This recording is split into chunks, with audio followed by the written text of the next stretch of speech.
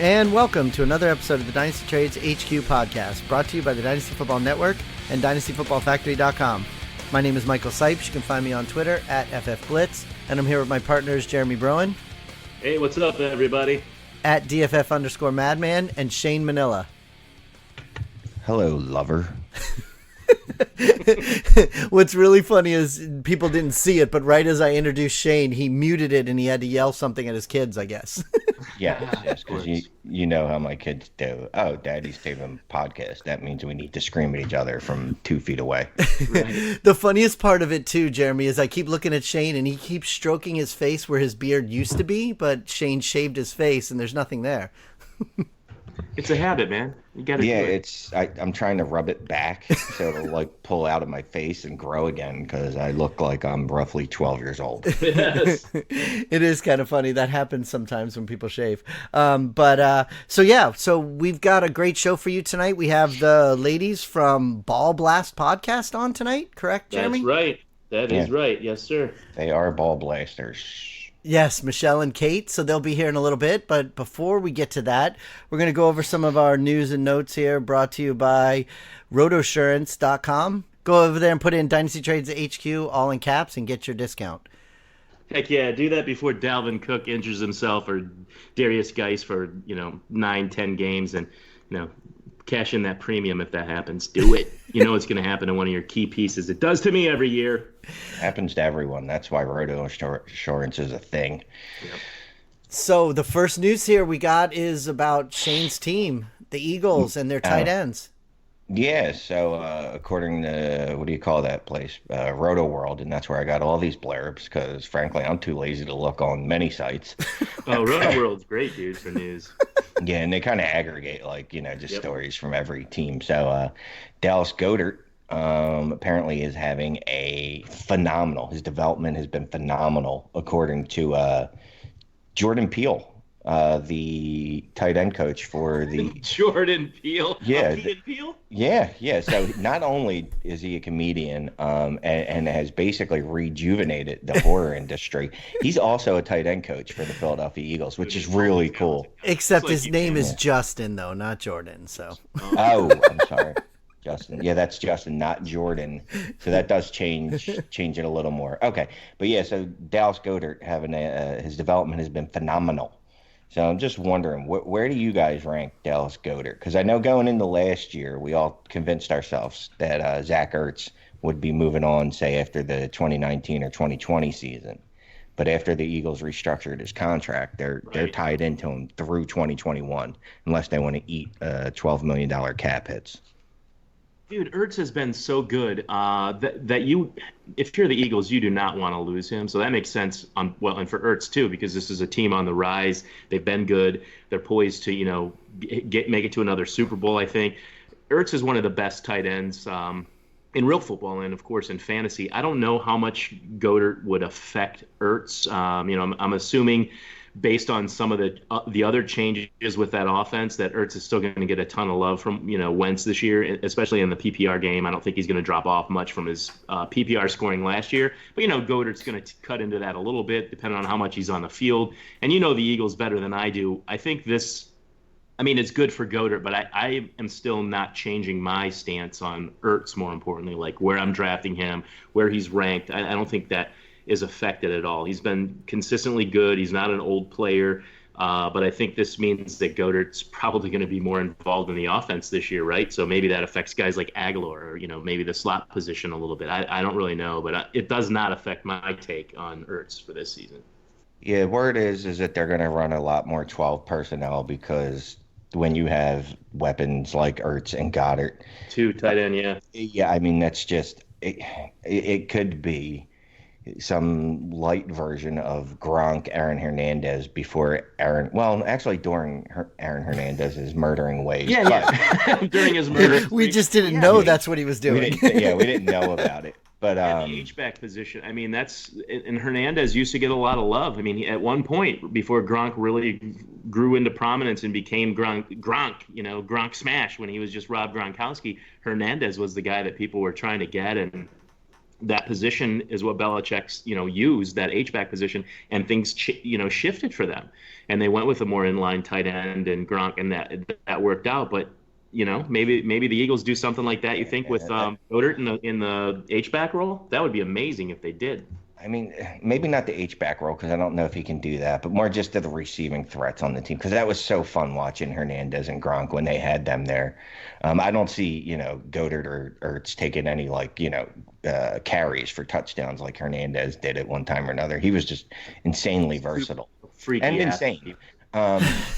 No, not to make fun of the guy. And literally insane. Yeah, literally. I mean, they checked his brain after he died, and he had the mind of like a 70-year-old. Oh, jeez. Yeah, he did. It's I know. But anyway, just going back to Goddard, I think I still have him ranked in my top 12. Goddard? Yeah, because, Alshon's gone after this year. Nelson Aguilar is gone after this year. And then you just have, but then you have, JJ to take Alshon's place. You got Deshaun, who's more of a big threat play.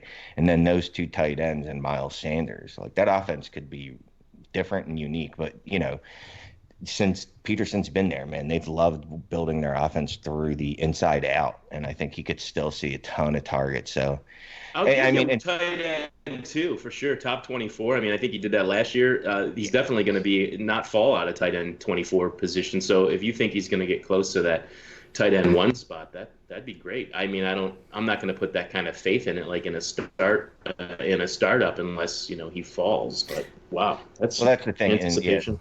His price point, you're not going to have to draft him like a low tight end one even. You can get him late in drafts, 10th, 11th round.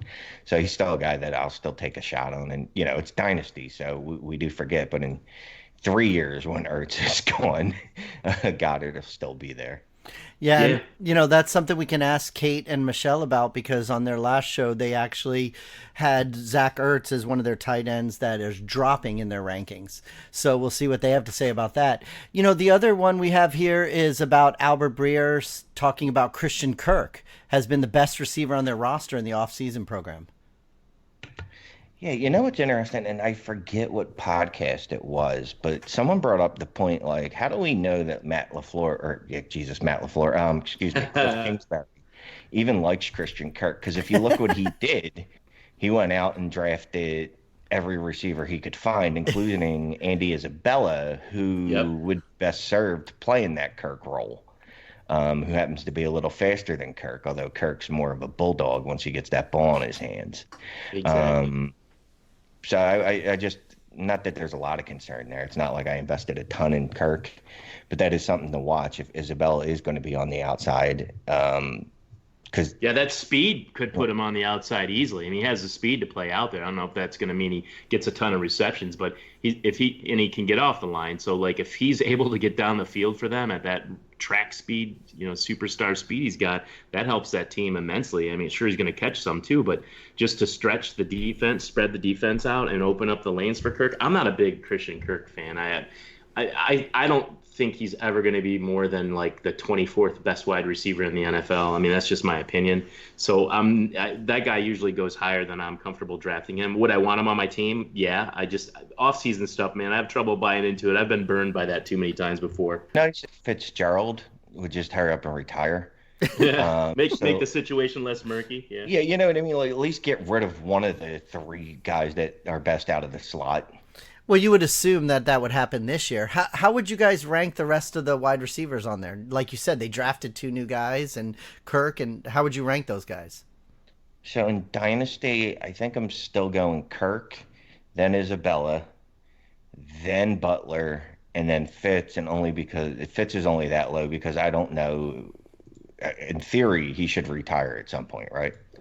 Yes. You think? You think? I mean, he's another guy that, like, it feels like at least 3 years we've been talking about, well, this is the year that he probably, finally hangs him up. And the guy was a top 24 wide receiver the year before last when he wasn't injured.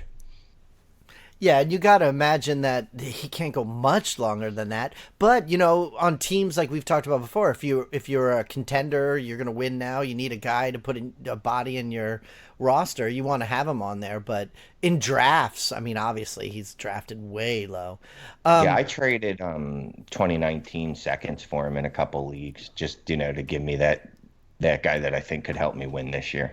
Yeah, because especially in a lot of these leagues you could start up to like 6 wide receivers and stuff. So you need bodies to put out there, and you don't want to just put a body out there that's just out there. I mean, if he's getting you points, you want to stick him out on your roster. Hakeem Butler, we laughed at ourselves for drafting him before the NFL draft, and then the NFL seemed to have given up on him. He dropped so far.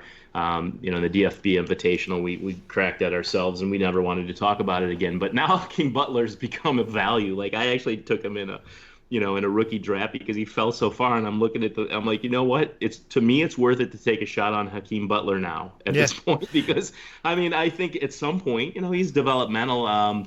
Receiver, routes and all that, but he's a freaky athlete, and it's possible he still becomes a very valuable fantasy asset. Who's going to stop him? He's got everything else, except for the disappointment apparently people have in his one season of success or whatever. I think I got a steal on him. I wish we'd done that in that league we drafted in together, but yeah, I actually got him out for us. I got him in the 4th round in my last rookie draft that I did, and I was fine with that too. So listen, it looks like Kate and Michelle are ready to go. So why don't we get them in here? But let's first hear from the Scouting Academy. Scout NFL football like a pro. Invest in yourself and get a degree in player evaluation and assessment from the Scouting Academy. They've educated NFL GMs, personnel directors, and dozens of NFL scouts. Enroll today and you'll watch the same game tape NFL coaches watch. You'll learn to look past the metrics with position-by-position analysis. This is a time-tested curriculum, a chance to learn from the NFL execs and coaches. Sign up today and get a Dynasty Football Factory exclusive discount for limited time only. Save $50 when you sign up at dynastyfootballfactory.com.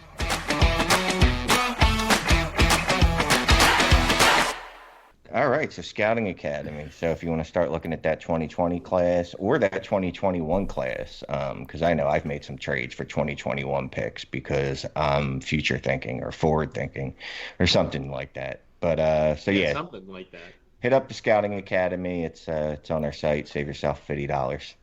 Okay, so, great. Michael, we have guests. I know, but I thought Jeremy kept talking over it. I thought he was going to mention something else about Scouting Academy. Yes, our guests are both here. We have Michelle and Kate here from the Ball Blast podcast. Welcome, guys. Hi. Hello. Thanks for having us.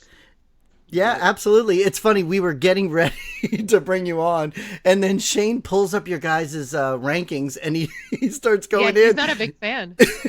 And I told him, stop talking. Let's go right into the show. Carson Wentz ranked too low or something. Shane's easy. Okay, well, let's say this. Michelle has Carson Wentz at 19. Oh, I knew you were going to do it. Oh, no. Oh, really? I like her so much. I think that's appropriately placed right there myself. Well, then you're both bad at ranking, and I've never seen your rankings, and I want nothing to do with you. So let me just ask without yelling. Why is Carson Wentz the 19th quarterback for you?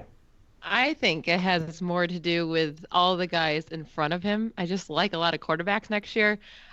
Dude can't stay healthy. I did try to set him out for a full 16 games. It's hard. But he wasn't very good last year when he was playing. I mean, let's be honest. He was also injured. Let's be fair. Okay, he was banged up. But real quick, he was You definitely hit a home run with this, because this is Shane's wheelhouse. This right here with the Carson Wentz. On the whole, he hadn't played well, and I think a lot of people buy into that narrative. He was 0.4 of a point per game outside of being a quarterback 12, which would be a QB 1. were you happy when you were playing Carson Wentz? Not when he wasn't playing. Wasn't. No, when he was playing, were you happy? Because he didn't help anybody win a game. That's for sure.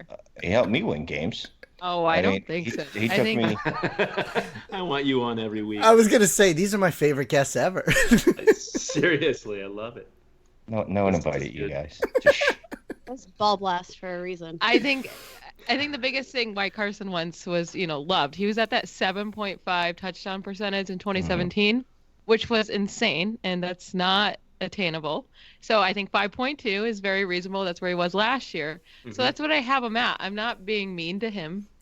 I care if you're mean to him. I don't care about him as a human being. I mean, I have him at. No feelings. I have him only at 545 attempts, so he's a little bit lower there. I think they'll try to run the ball a bit more. Hopefully their defense can be strong. So I have him at 545. 65% completion percentage. That's fair, and 5.2 touchdown percentage. And then him throwing some interceptions. He does that sometimes. he does do that, but he's actually only the sixth quarterback in history to go 20 touchdowns and less than 10 interceptions 2 seasons in a row. We're in the DFB Invitational League with people like Matthew Berry and Scott Barrett, and we drafted a couple months ago, and we still haven't heard it from Shane that we didn't draft Carson Wentz when he wanted to in the second round, I think it was. We did get Deshaun Watson. We did get Jared Goff. Okay, all you need is Watson, and you're fine.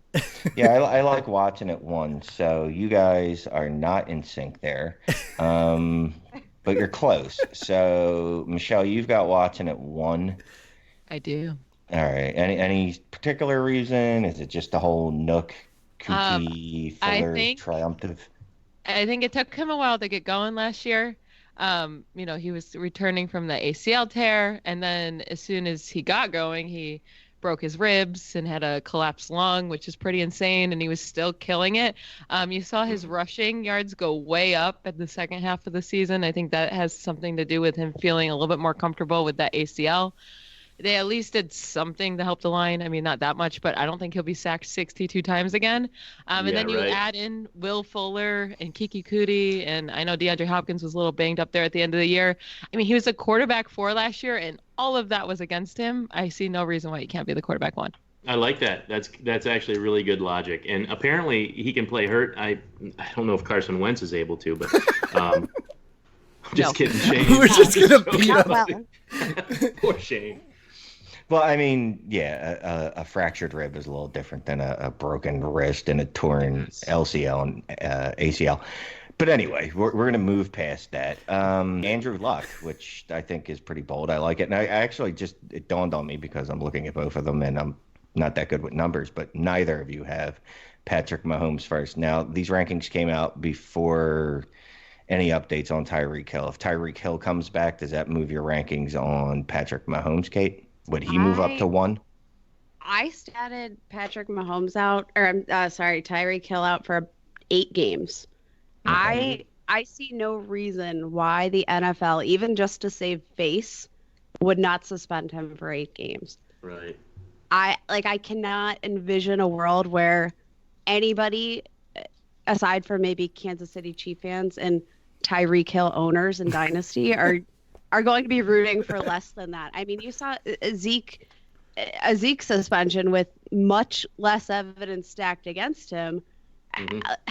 I can't see it. I can't see a world where he plays more than 8 games. So between just the natural regression, I think, his touchdown rate was unrepeatable. I'm sorry. I'll believe it when I see it. I know he's going to be this generational talent. I don't think I'm going to believe it until I actually see it, though. I do think his yards per completion are going to go down. He's made some comments in the offseason that he needs to maybe make those big throws a little less often and sometimes just take those short yardage chunk plays, which I think those might bring down his yards per completion just a little bit. I have him statted out for a really good season, but Andrew Luck, I just think he's got so many pass catching weapons. He's got one of the best groups of tight ends in the entire NFL. He's got Nyheim Hines, who's just like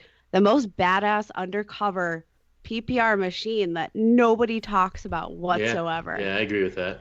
Yeah, here's the thing. I mean, what you're saying, Andrew Luck is one of the best quarterbacks in the NFL. So him being one of the best in fantasy football, it's not, that's definitely not a reach at all. And I get with Patrick Mahomes in Dynasty. I think that you could rank him anywhere in the top 3 and probably be right just because of how young he is and how good he is already. Up there certainly with Andrew Luck. But I mean, I commend you guys I don't put my rankings on Twitter for a reason, because I don't want everybody coming at me and arguing with me and generating dialogue and having like they do with us.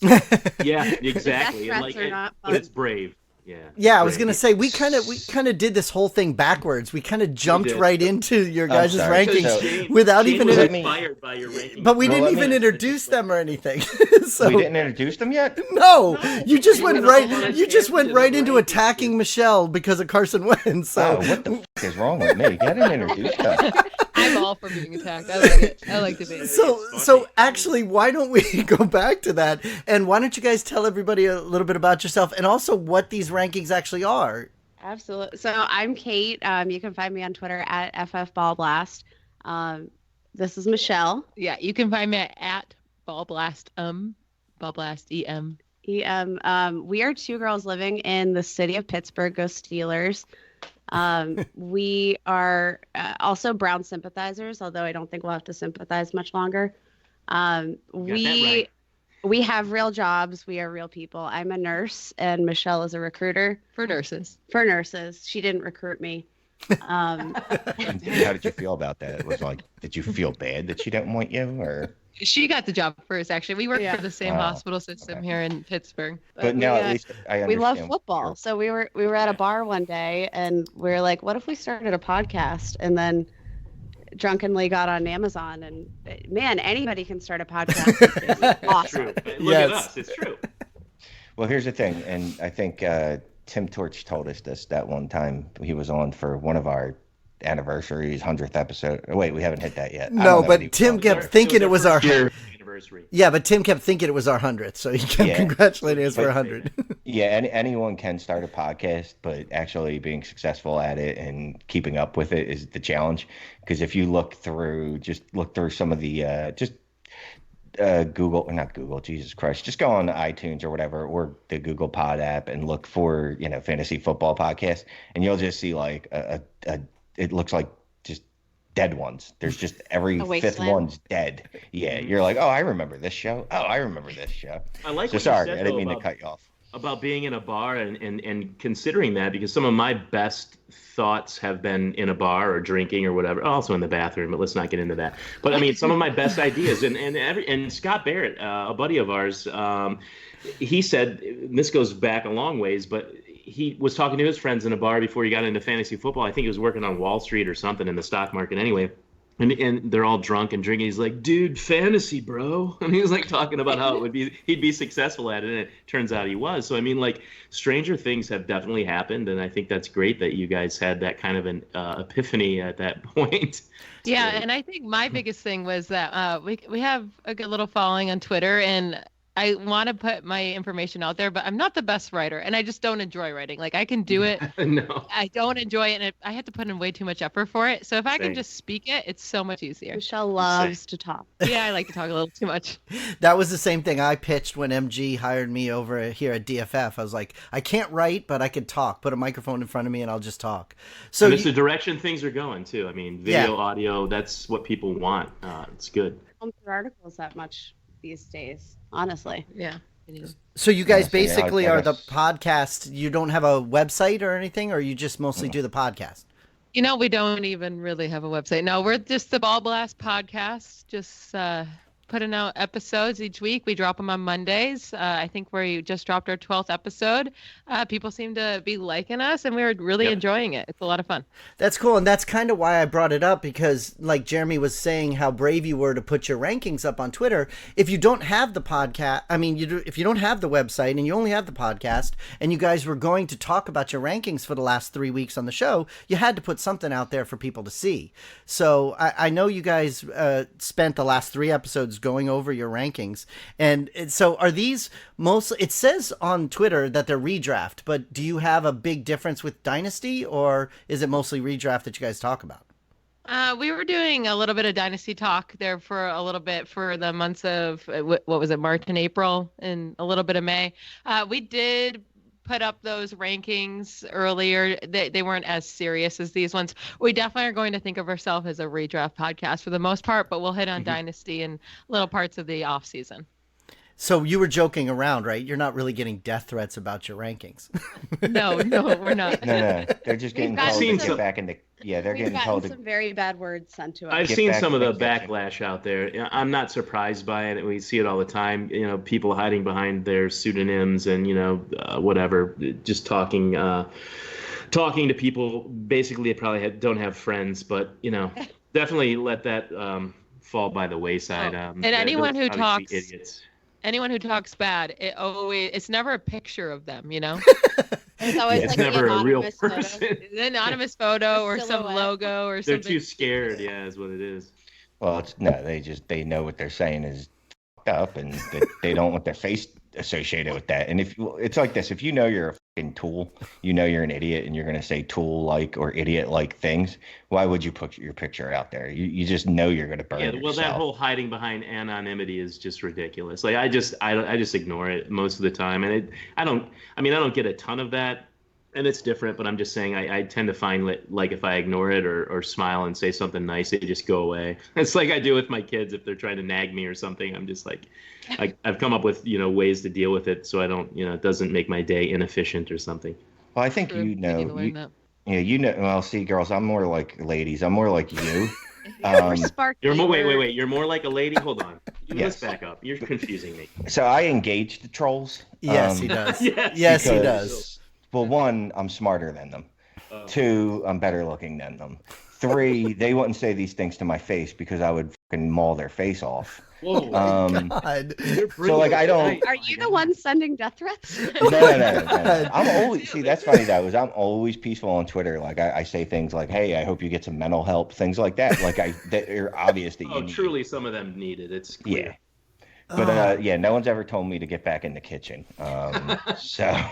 I've had so many gifs of like women doing dishes and do you really various other chores. You need to embrace it though, not like me ignoring it. I think in your case, embrace it. And the way that you have responded so far and dealt with it has been super mature and just I think the right way, because a lot of these topics that we deal with now, things get negative, and I feel like if you can spin that positive, it makes things totally more attractive, like more appealing. Like when someone is able to spin something turn it into a positive and turn that frown upside down kind of thing. People like react and respond to that positively too. And so I think the way that you guys have handled things has been like A+. I mean, I commend you for doing that. It's tough. I wouldn't want to be in that position.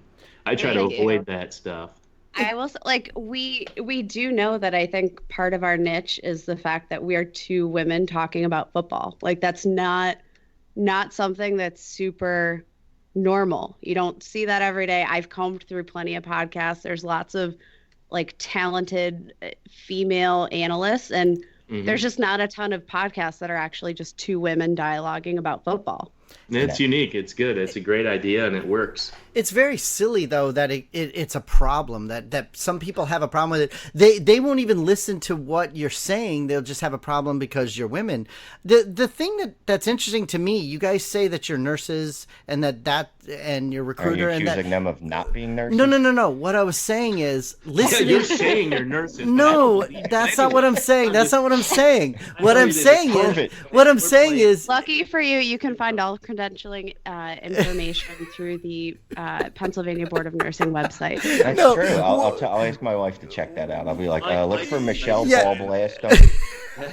What I was trying to say, what I was trying to say is that listening to your podcast and listening to your analysis of the players, you sound as though you work for the NFL or something.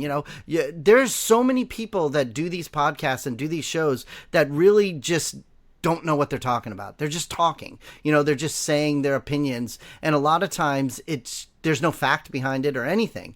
And even your guys' rankings, you guys put together your rankings based on your projections of points and yards and touchdowns, and you really put a lot of thought into it, as opposed to some people that just throw together a list. Oh yeah, we worked on them for like 2 months. Yeah, I mean, when you do have real jobs, so like you have to work on them at night and on the weekends. But we do put a lot of work into our podcast. We never want to get on there unprepared. So we prepare our work and make sure we know what we're talking about with a lot of facts to back it up. Because why is anyone going to trust us if we're just saying, oh, we like this player, but we're not giving reasons why? It's not to say that some players don't give you the tinglies, like Rashad Penny. Right? Curtis Samuel. I had the Curtis Samuel tingles last year, and I tweeted it out, and I'm like, I think I just have to pin that tweet so that everybody can see, like, I was. You the did it original. on the perfect week. You did. I did. Yeah. I still have the Curtis Samuel tingles. Are you kidding? Oh, me He's too. a great ball. That guy's awesome. Such a value. He is, yeah, absolutely. I mean, for sure. I mean, I've never overpaid for that guy, and that's what we do on this show. Well, I mean, Shane, you do too, right? No, I'm just kidding. Like we go for values. You know, it's not just trading. I mean, all year long we're just searching for values, and that kind of stuff fluctuates. I mean, it trends up and down, and it's just so much fun because it seems like, hey, you're doing a podcast about dynasty trades. Wow, that's really specific. Yeah. But all year we have stuff to talk about because it is a dynamic market, and and there's always something happening up and down, and it's been a ton of fun the past couple of years doing this. I mean, it's just been a blast. Oh, sorry, I just plugged your show.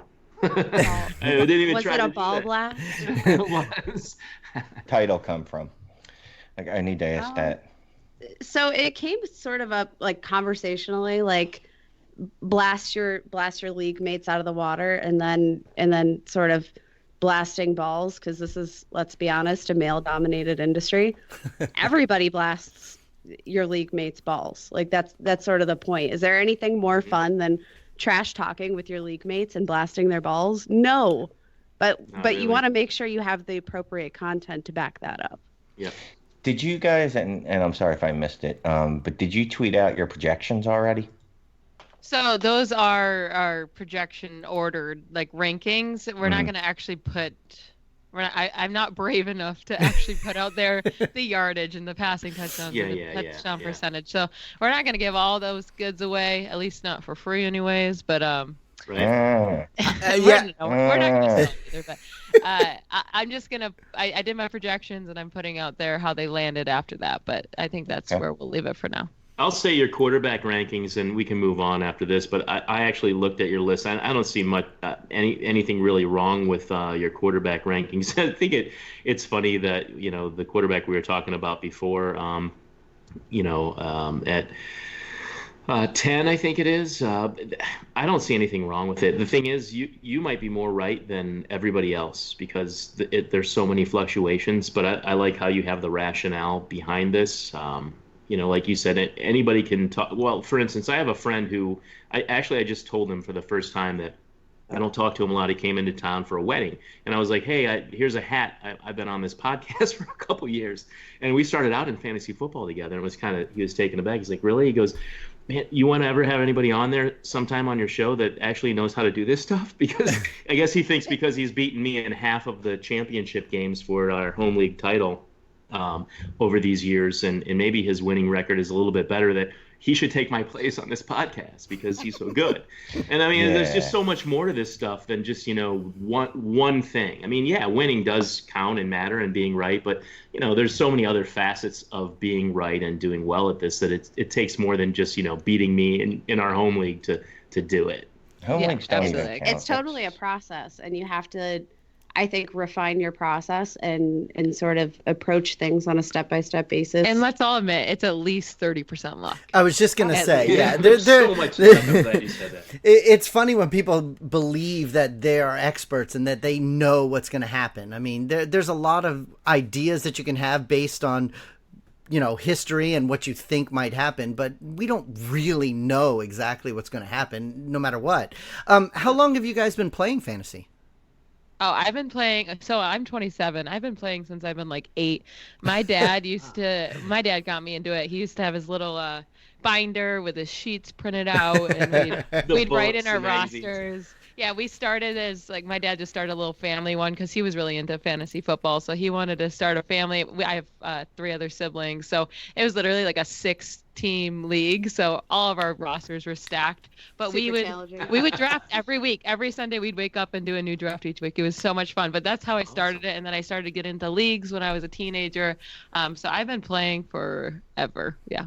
I actually did not start playing fantasy football. I did not watch football until I met Michelle, which 5 years ago. 5 years. Really? And I delved so she cracked this little thing in my brain, and once that happened, I was completely obsessed, and I watched all the films that I could. She's a researcher. I'm a researcher. I'm super obsessive, actually. So once I lock my brain onto something, I just clench onto it for dear life. And what's super annoying is that she's better than me at it, and I'm the one that got her into it. So she's kicking butt. Yeah, this sport is great for this hobby is great if you have a little bit of OCD and you want to organize stuff, because there's literally no end to shuffling the rankings and doing things. There's always some. I mean, it's perfect for keeping you busy if you need that. It's awesome. All right, ladies, can I ask you what? Shane has a lot of questions. I know, and I was funny. And I was gonna have them. So important right now. But I was gonna have you guys talk about your tight ends, because in the That's opening, where I was going. Yeah, I was because looking at OJ Howard. well, that and also the Zach Ertz stuff you were talking about at the beginning of the show. But go ahead, ask them your question about OJ Howard. No, Let's start with Zach Ertz, because I am ready for Zach Ertz. See, I told you, Shane. All right, go ahead. Why don't you tell? Where's Zach Ertz? I don't even see him. Before, See, he's not even that far down. Let's not be Where is too he? dramatic. 30. no, I know, but before you guys came on, he did a little news story about Dallas Goedert and Zach Ertz. I mean, 3 and 5 is fine. I mean, I don't think there's any. That's not really out of this world, especially on Michelle. She's got Ingram and Howard ahead of him, which I can see both of those guys passing him this year, because I love OJ Howard. I think he averaged 16 yards a catch last year, something like that. And he's going to be in an offense that's just going to be lighting it up. So I'm not too. And Ingram, we saw what he can do without Odell. So that's good with that. I was just more curious about the OJ Howard thing, though, because they have him ranked very high. And he's a guy I actually love as well. I think that the biggest argument here, and I do love pretty much every pass catcher in Tampa Bay, which is I'm getting palpitations with how high I've ranked all these guys. Bruce Arians, you cannot ignore the opportunity that's going to be in the passing game. OJ Howard has been this consistent pass catcher, despite, as a rookie, came up with 39 receptions, again, averaged 16.6 yards per reception, repeated that exact line, 16.6 yards per reception, 5 touchdowns. He hasn't even been healthy. He's able to produce like that, and Jameis Winston has a rapport with him. Cameron Brate, I think we can sort of the best of him. We've seen the best of him, and I think we saw that, even when OJ Howard was out last season, his role didn't change. He was that guy in the end zone who sort of stood there and was bigger than, someone covering him, and the mismatch was there and he caught a ball. That was sort of his role, 20 yards and maybe a touchdown. But OJ Howard's clearly the pass catching tight end, and I think the target share is going to be there in a Bruce Arians offense. I probably don't have Jameis Winston ranked higher enough. I have him projected for 550 passing attempts. I probably don't have him ranked high enough with how high I have all these Tampa Bay receiving options. Well, if you figure that if there's going to be some interceptions in there, that could hurt him. Oh, yeah, for sure. That's why he's lower on mine, because I have Chris Godwin pretty high up there I have him in the late teens, and then I have Evans. I think my wide receiver 8. I don't have it pulled up right now. And then OJ Howard obviously is my tight end too. I love OJ Howard. I think he's a dominant talent. Everyone loves Chris Godwin, right? Because Adam Humphries and Deshaun Jackson is leaving, and that's 170 targets leaving. Chris Godwin's not getting 170 targets. I really like him, but he's not getting 170 targets. And I think Mike Evans pretty much has his role already carved out. Those targets, I think, will go to OJ Howard. Winston loves his tight ends, like just loves them. And you know who doesn't is Fitzpatrick. He loves using his wide receivers. So I think that could have hurt him last year as well. And OJ Howard still killed it when he was playing. I mean, he just needs to stay healthy, which is that is a concern. If he gets hurt again, I think I will have to jump off this OJ Howard extreme hype train, but I'm going to trust him for one more season, see if he can do a full 16 games. And if he can, I think he's going to be just a dominant force in this league. I like the rankings that you have at tight end. I think that, you have the top guys at the top, and it could shake out like that with Kelsey, then Kittle. I think Howard's in a fine place. Ertz, I don't have a problem with it. The only thing is I don't think I'll ever have Evan Ingram above Eric Ebron in my life, and it just comes from bias because Evan Ingram, because of what he's done and not done and what Eric Ebron has turned into. And I get the offensive changes and all of that, and I'm just not worried about Jack Doyle or anything either. You're not on the Mo Alley Cox hype train? No, I love Eric Ebron. So but I don't think that he's low in total, like where you have him in like the top 8 like that. But like Eric Ebron didn't even see that many targets, honestly, and he was like the only guy left there for many games. That he was. I mean, there was T.Y. Hilton, and then he was even hurt. And then besides T.Y. Hilton, who else was there? And he still didn't get that many targets. And it was just the touchdowns. You think he's gonna score all those touchdowns again? Touchdown dependency scares me. Touchdown dependency is always scary, but I don't think that the fact that he only caught he caught those touchdowns because, like you said, there was nobody else really to catch touchdowns. But I think that he has become like a wide receiver for that team. I know they have other weapons there, and that's a great argument, and I've heard that before. He's never going to replicate what he did last year. But I do think that he's going to hold where he was last year in total PPR points.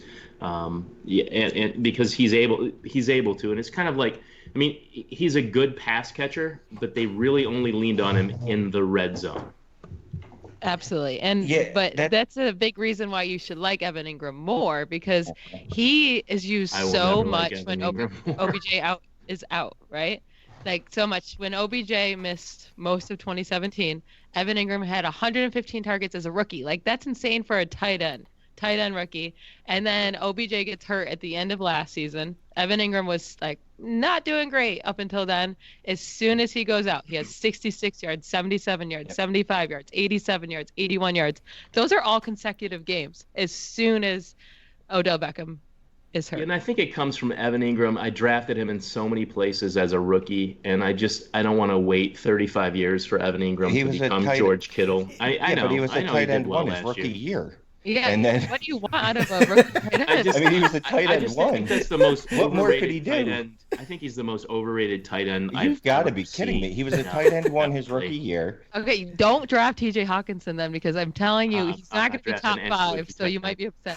I'm not drafting any rookie tight ends. Well, you're going to get screwed with Eric Ebron. So, I'm sorry. The addition you're going to get screwed with Evan Ingram. All you guys. Evan Ingram is going to be a top 5 tight end easy. He's not going to be a top 5. Dude, look at his splits. That's what he is without Odell Beckham Jr. He's not going to be overall. We can argue about this all day. He's not going to be a top 5 tight end. Just look at his splits. Look at his splits without Odell Beckham Jr. throughout his career. He's a tight end 1. We've looked at splits before. He's not going to be a tight end 5. It's like 20 games. It's not a small sample. No, it is. He's not going to be tight end 5. All right, I'm just done. All right. I was going to say. Kate, you are done. Kate, so, and I love this call too, because here's another guy that I really love next year, and he's a guy that you can get at the end of first rounds, beginning of second rounds, and redraft. And for some reason, the same in Dynasty, mostly because people are stupid. But Mike Evans, you got him as your wide receiver 1 next year. That's exactly that's what I was just going to say. I'm sweating. It's awesome that you have him as number 1. I just got him in a startup that I'm in. I just got him at the 203 in a startup that I was in. It's ridiculous. I've gotten him at the end of the second round. The disrespect is maddening. So my like I said, I projected Jameis Winston out for how many pass attempts? 550.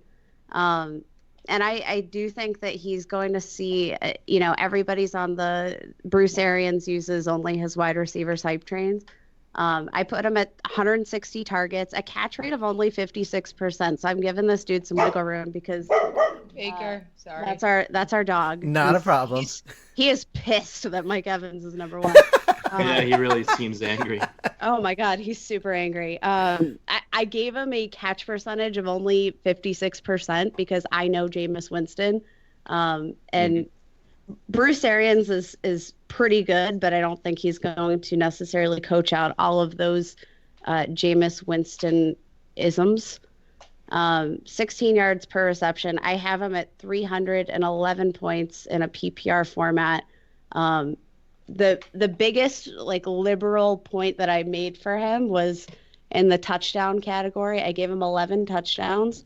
But in a pass-heavy offense, I think that's easily attainable if he has consistent quarterback play. He played ping pong all of last year between Jameis Winston and Ryan Fitzmagic. Yeah, and that's not easy. And they also just don't have a running back, really, that's dominant. So if you can't trust one of those guys near the goal line, they might just throw to Mike Evans, or that's what we're hoping anyways. Which would be a really good idea. Him or Howard. I mean, really, they're just both monsters. There's enough of to go human around. beings. Yeah, there is. And their Arians defense uses isn't his that best improved.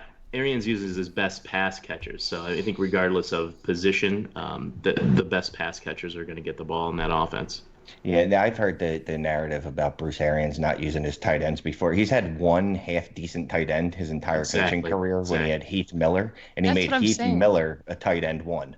So I'm not. Yeah, I went through his tight ends, and they're just like the most like barfing tight ends. Like what? He's a good coach. He's not gonna just throw to a tight end because I wouldn't use him either. Yeah, that's what good coaches do. They use their best options. So if they don't have a good option. And Heath Miller was not anything. We're huge Steelers fans. He was a really good NFL tight end, but he wasn't like this athletic dude that could just go deep and catch these crazy balls. Yeah, it's funny. Mike Evans is my favorite player anyway, so I loved seeing that Kate had him at number one. You know, for both of your guys' rankings. Wait, let me ask a question, Michael. What? So if someone were to offer you 4 first-round draft picks for Mike Evans, would you trade him? If you're talking about our 16-team listener league, first of all, you don't have four first rounds. And no, I wouldn't trade him. I have 5 over the next 2 But years, I wouldn't trade him, no. I'd rather have Mike Evans. But you guys actually both have Christian McCaffrey as your number one running back. I love that, by the way. That's my guy. Yeah, that's what I was going to say. Jeremy loves Christian McCaffrey. And especially in Dynasty, I mean, every draft that we're in, everybody takes Saquon Barkley as their number one pick. But both of you guys have Christian over him. Do you want to talk about that? Yeah, absolutely. I think he's in the better offense. I mean, I love Saquon Barkley, but I think Christian McCaffrey's in the better offense. I'm not worried about Cam Newton's shoulder. And Christian McCaffrey is just a beast. I swear he gets thrown to in every play. I don't know if you can watch a play where he doesn't get thrown to. And you saw at the end of last year, like the whole second half of last year, Saquon Barkley's targets went way, way, way, way down, like shockingly, like split in half. And if you watched the New York Giants game, you almost saw why. Like the coach was getting so mad at Eli Manning every single time he threw to Saquon Barkley. It wasn't working. They were 1-7. They couldn't move the ball because the teams just knew, okay, this is going 5 yards to Saquon Barkley. And I think that really helped him last year in fantasy. If those numbers go down, if those targets go down, which I assume they will, I just think Christian McCaffrey can pass him this year. And just I don't see CMC's targets going down that much. No way. He's on the field at one point last season, 95% of the snaps, and I think maybe at the end of the season it was 91 or 92%, certainly over 90% of the snaps, and that's the greatest indicator of running back success is the number of snaps on the field. I mean, that speaks to success, and he's good, and he's in the passing game. He's a wide receiver too in running back points. In PPR catches, he was basically a wide receiver too, a low-end wide receiver too at worst. And I like that you have Zeke in your top 3, Luck, Mahomes, Watson, Rodgers, and Matt Ryan, Baker Mayfield, those top quarterbacks. Cousins you have higher than a lot of people. I like that. Travis Kelce and George Kittle and Ertz as your top 3 tight ends. I like that. And I might like some of your rankings other than the top wide receivers better than my own. But I definitely like that you have Juju at 4 and Julio still, both of you in your top 3. And Michelle has him as her overall number one, which is, I think, Yeah, I do. not bad at all. Yeah, good job, you guys. So I don't care what they're saying about your rankings. I like them better than mine. Yeah, I mean, really, the only problem with the rankings is the Wentz hate. But when they said they're from Pittsburgh, I realized There we wow. go. There you Hey, go. we do not hate Philadelphia. There's no rivalry here. Like, I don't care if the Eagles do good or not. No, And I don't hate Pittsburgh because I have a lot of family from Pennsylvania. Like my mom's entire side of her family is from Pennsylvania. But I do really hate the Steelers. Although it's a hate because they've kicked the crap out of my team for so long. But yeah, like you said earlier on the show, that's definitely trending the other direction. Oh, so you're a Browns fan. Years. Yes, yeah, my he's a entire Browns fan. life, which is just, I mean, unbelievably hard to do for so long. We're actually massive Browns fans as well. We lived there for 3 years before moving to Pittsburgh. And as you just heard me yell, our new puppy's name is named Baker. So yeah, we're big Browns fans. Oh, that's Now, awesome. Baker. Yeah, I Baker. love your dog's name.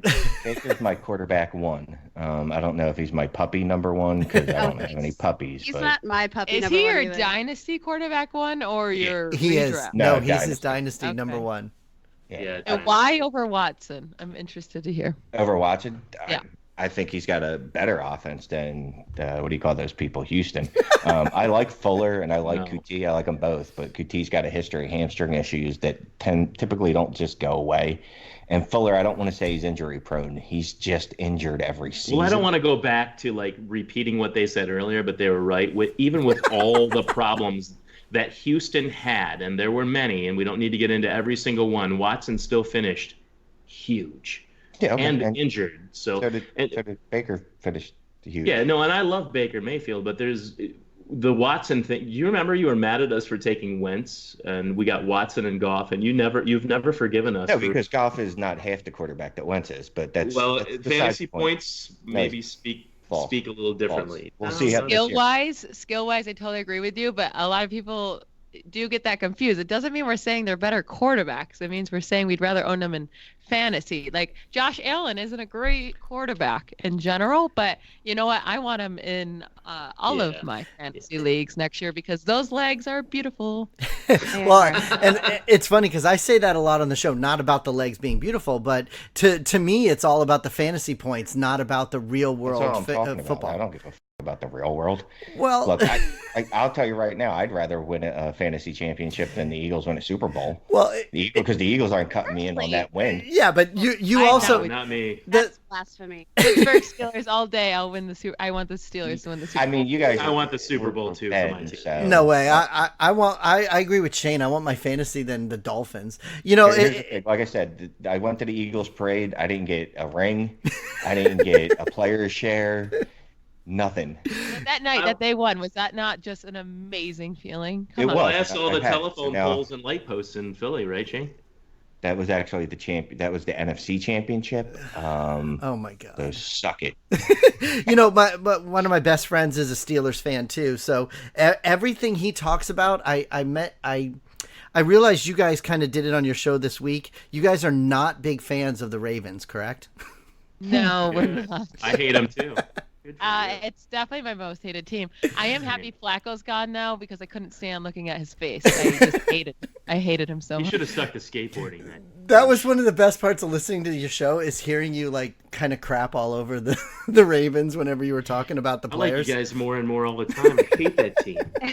The issue with the Ravens, and I think it's going to be a bigger issue this season. Like last year, they, when Lamar Jackson came into the game, they were able to do that like ground and pound sort of football with the defense. But there's been a lot of shifts in that defense, and I don't think it's going to look.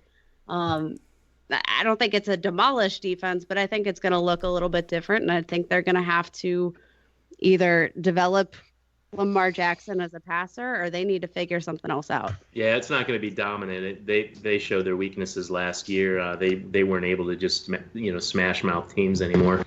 I think you're right there, and I hopefully he develops. That'll be good for fantasy football. But in a way, because I hate the Ravens, I hope he never develops. I hope that team suffers. That's Yeah. awful. I mean, his passing is just really bad. They didn't let him throw the ball. I mean, everything It's not they've that done. everything they've done in the offseason, though, from signing Mark Ingram to drafting Miles Boykin, Marquise Brown, and Justice Hill, indicates like even the running backs that they've brought onto the team are running backs that can receive, that they know they need to pass because, we saw what the Chargers did to them. They just completely shut them down, so that they're aware. Hopefully they can make it happen. I'm a little concerned. Because I love Lamar Miller. Not Jackson. Lamar Miller. And I think he's a very good quarterback. And hopefully he's not running the ball 20 times a game because he won't last 2 more seasons in the NFL if he continues to do that. Because he's not built like, beautiful-legged Josh Allen. Well, both Kate and Michelle disagree with you about loving Lamar Jackson. They both have him at 21 on their rankings. Yeah, in redraft, I wouldn't touch him before probably the last round. So that's a dynasty guy. But you truly believe that he's a good quarterback? Yes. You don't watch college because I don't know if I watched him in college. I don't know that he's going to be a good NFL quarterback. He's no Carson Wentz. I have him ranked just behind Wentz. Just behind Wentz. That's great. Can his rushing yards per game get any better than last year? And he really wasn't that dominant of a force when you played him last year. He's going to get hurt, man. Because he turned over the ball 100 times a game. I swear you have to try to fumble as many times as he did in 7 games. He's got little baby hands. 2 fumbles per game. He started 7 games, and you average almost 2 fumbles per game. That's holy crap! A huge problem. And that one on the goal line was beautiful. I celebrate that every week. It's just like it's not. You got to learn how to protect the football because it's not like he's interception free either. You got to hold on to the ball and. If you don't, that's a big hit for your fantasy production. Even Michael Vick, so we've seen with a lot of running quarterbacks, when you use them as a running back, they're going to fumble a lot. So, he might throw an interception here and there. But if he's not running the ball 20 times a game, I think he's a lot less apt to fumble it two times a game. I mean, I would hope. If you just 2 interceptions per game. I'll give him more. He'll probably have more interceptions than fumbles if they start letting him pass. He's a guy I want in best ball for sure, and he's a player that I don't mind having, in Dynasty in a super flex league. But my God, if it's a 1 quarterback league, I'm not even looking his direction. There's no way. It's just not. I like what you have him ranked. Well, no, and like I said, I wouldn't. In redraft, there's not a chance in the world that he's a guy that I'm drafting. There's no reason to. Not as deep as the quarterback position is right now, and start 1 quarterback leagues in redraft. There's no reason to go. All right, let me shoot for the moon. And just because they drafted a bunch of these guys, it takes time to develop with them. I mean, I wouldn't just assume that all of a sudden he has these pass catchers and he's just, hitting them in stride. Like, it's going to take some time. So maybe if you trust his talent, dynasty, but redraft, stay away. Yeah, no. Well, you said you do mostly talk about redraft. Are there any rookies this year that you guys like in your redraft rankings that some people should be looking at? So I believe I have both Monty and Miles Sanders a little high. I have where's Miles Sanders at? I have Miles Sanders at 17, I believe. Is that where you're seeing him at? I've changed mine a little bit. I've adjusted them, so that's why I'm just wondering what you have on your side. Yeah, you have him at 16 on this chart. Okay. Yeah, Miles Sanders 16. I trust, which is crazy, that the Philadelphia Eagles will do the right thing and get him touches. I don't think so. They have to keep doing this whole running back by committee, but it's because they have a bunch of just terrible running backs. I mean, right. They don't have to do it anymore, right? Yeah, they have to just keep trying it out. And I think Miles Sanders is a really great talent. I think he can catch the ball as well, too. So why not just have him be your 3-down back? And I think he'll be dominant. I really like him this year. He'll be one of the guys for rookies that I'll be targeting. And I love David Montgomery. I think, even if you slotted him in for a workload similar to Jordan Howard's, you're still getting a very productive running back, and he's on a good offense with a good coach, a rushing quarterback, and I hope he does keep it up because, towards the tail end of last season, we did see Mitch Trubisky rush a little less, and I don't know if maybe that was the shoulder injury, but if he's going to continue to run the ball. That's going to open up lanes for, David Montgomery. And then they've already said Tariq Cohen might see less carries and he might be utilized more and more as a receiver. So that opens up all of these lanes for David Montgomery. I think the opportunity is huge, and that's such a big thing that you need to look at for these rookie running backs. I think that's a great point what you said. First of all, I have Montgomery and Sanders. I like them both better than Josh Jacobs. I don't want to get into all that, but I think Josh Jacobs was really overrated this year. He might turn out to be great and be the Raiders starter and all of that, but I just didn't buy in. Montgomery was an amazing college running back. I think he's going to do fine in that offense. They're definitely going to use Tariq Cohen more in the passing game because it was almost 20% of the time last year he was utilized out of the slot. And I think they'll continue to do that, especially when they have that option with Montgomery, but Sanders too. Even if he starts out as just the third down back, because Howard's really not that good at that kind of thing. So let's just say he starts out being the third down back. He's in an opportune spot, first of all, as being the handcuff for Jordan Howard, but already being used in the game is the kind of handcuff you want. You don't want a guy that's just coming out of nowhere. Miles Sanders and David Montgomery are two of the best talents at running back in this. I think it's cool because I just noticed you have them both ranked highly. Both of you have them ranked highly, and both above Josh Jacobs. So we're gonna have you on the show every week, Shane. We're gonna probably take a 10-minute segment without you and have Kate and Michelle on. I'm just playing, but you guys did a good job. No, I agree with that. I think that would be great. So before we wrap up, Shane, Jeremy, did you have anything else you'd like to ask? Probably a million questions, man, but I think we've been talking forever. So then, Kate and Michelle, do you guys have anything you want to say before we wrap everything up? Why don't you plug something? There you go. Yeah, anything you want. So for anybody who hasn't seen our rankings, I think you should check them out and blast our balls because we are the Ball Blast Girls. That is literally what we do. You can blast our balls and we'll blast them back because we're obviously right. Check out our podcast. We're available. We are Ball Blast, a fantasy football podcast. iTunes, Spreaker, Stitcher, Google Play, literally wherever you get your podcasts. And if we're not available on your platform, you can @ us and rip us a new one, blast our balls, and we'll get it on there. There's so many platforms out there. Good God. I don't even know. I got to tell you. I'm gonna be on them all, I promise. I got to tell you. Good for you. The cleanest one that I've found, iTunes is awesome because that's where, all the ratings and reviews come from. So that's what drives, I guess, the downloads or helps them at least. But the Google podcast app is really clean and it gets just about there's not a show I can't find on there. And you girls I've actually never done, despite us being on their platform, I've never downloaded it. So I should probably get on that. Yeah, that's doing it right now. This is the first time I've ever taken your advice, Shane. I really appreciate you.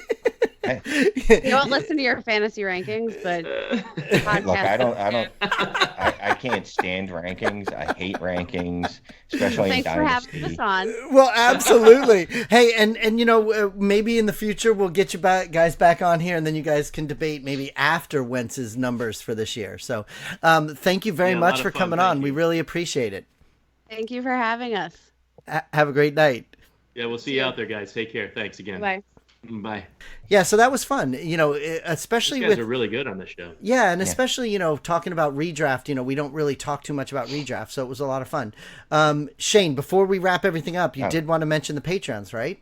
I did, because if you're not a patron, basically what you're saying to the three of us is that you hope our show isn't successful and you don't want us to continue doing it. Oh my God. I mean, look, I might read into things. I'm a little neurotic and that's what I do.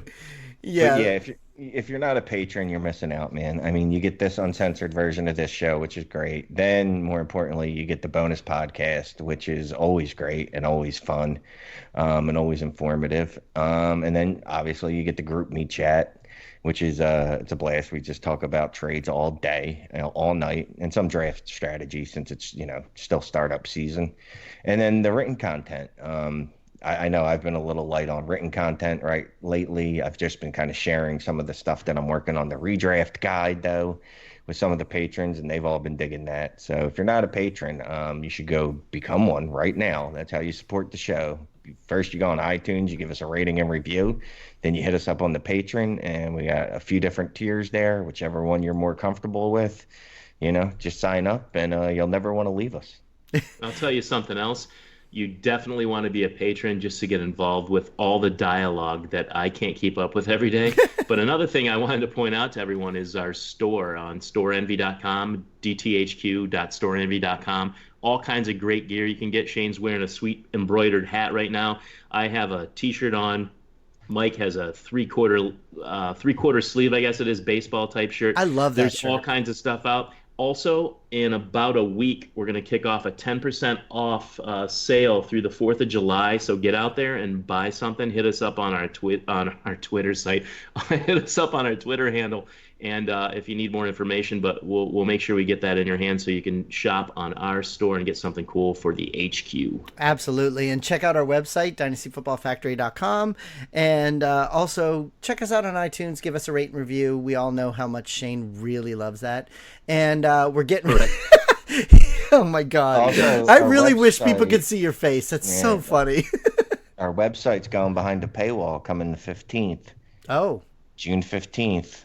So, you're going to have to sign up for that, folks. For some of the best writing in all of fantasy. You're going to have to go, become a subscriber. You'll see the prices. They're really reasonable, really worth it.